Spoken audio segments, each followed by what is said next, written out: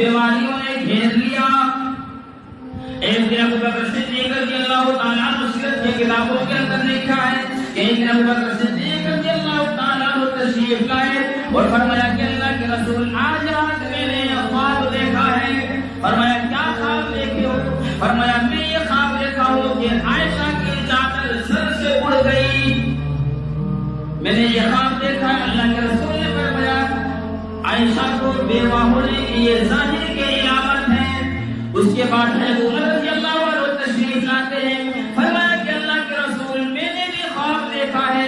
फरमाया उमर तूने क्या ख्वाब देखा है? फरमाया कि अल्लाह के रसूल मैंने ये ख्वाब देखा है कि मेरा अदल टूट गया, मेरा अदल मेरे हाथों से टूट गया। फरमाया कि ए उमर वो अदल में हो, मेरा ये आखिरी वक्त है। फिर हज़रत उस्मान गनी रज़ियल्लाहु ताला